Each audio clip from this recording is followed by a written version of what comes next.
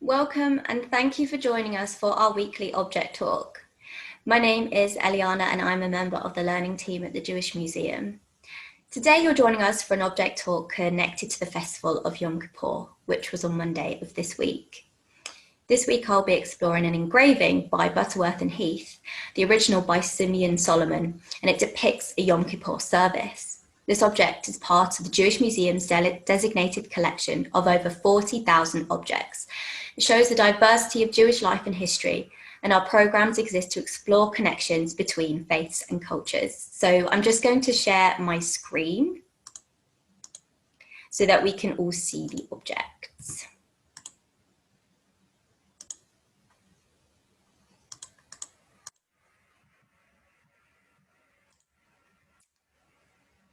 So this engraving is from a series of 10 published in 1862, which shows Jewish customs and ceremonies.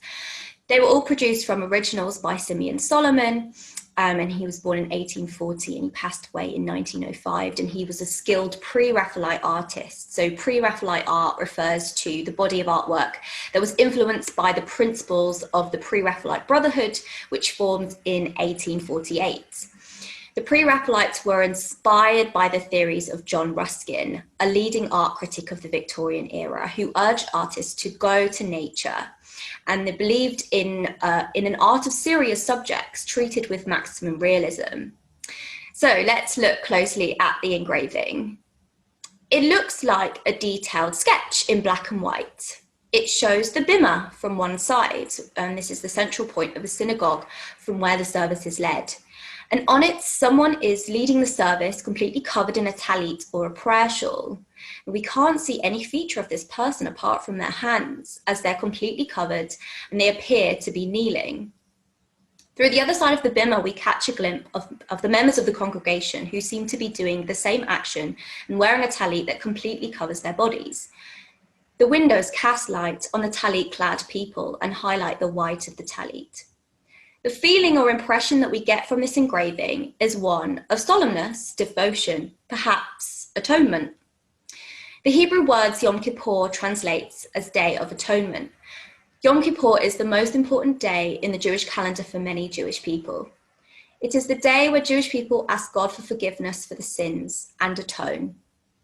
It is a day spent in synagogue, although this year would have been different for many people. And it's a day of fasting, often a fast for 25 hours to focus on prayer. And this is for anyone over the age of bar bat mitzvah, so it can be 12 or 13, depending on the community. As with all Jewish festivals, it starts the night before with a service called Kol Nidre, an emotional and atmospheric service for many people. On Yom Kippur, it is said that we channel the spiritual level of angels by fasting and by wearing white, which is traditional. In some Orthodox communities, men wear a kittel. And this is a long white robe, which they would have worn on their wedding day, and also they would be buried in. The engraving really highlights the idea of this angelic spiritual level, since all we can see are almost angelic-like figures. The idea of all wearing white symbolizes other ideas as well. It points to purity in the sense of cleansing of sins. Additionally, in all wearing the same thing, it reminds the community of all being equal before God. On this idea, it is also tradition to not show any wealth. Therefore, often members of the congregation are dressed in smart clothes and wear trainers, since leather can be associated with wealth, as is jewelry and perfume. So it is not uncommon for Jewish people to refrain from wearing those as well.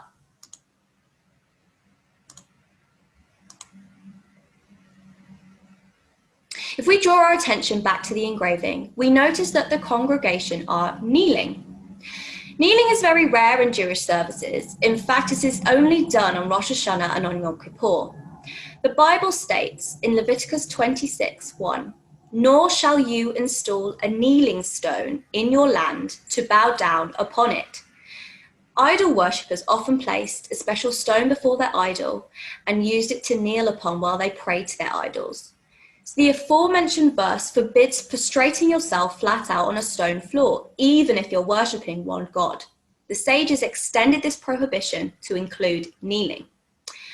Additionally, according to the Talmud, which is the commentary on the oral law, a person of holiness and stature is discouraged from kneeling in his prayers unless he is sure that his prayers will be answered.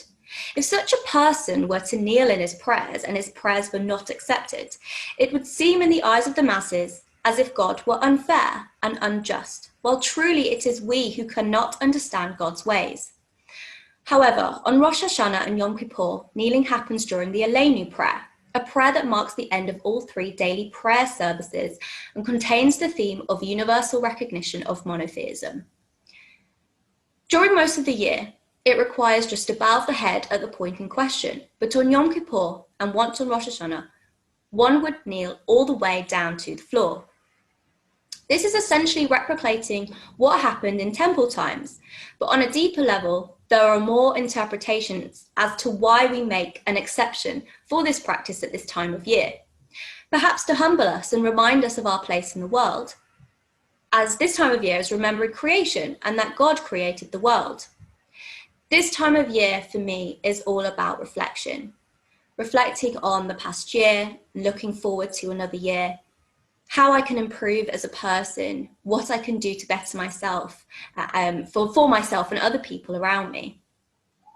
It can be a time to be humbled, join with the community and come together in unity, in something bigger than ourselves, but also a time for tradition, for family and Thanksgiving.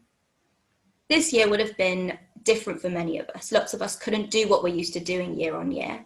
We had to find other ways to carry on our traditions and join together, perhaps make new traditions. Thank you so much for joining me today. Whichever way you spent the High Holy Days, I hope it was fulfilling. Shana Tova Matuka, wishing you a happy and sweet new year. Many thanks.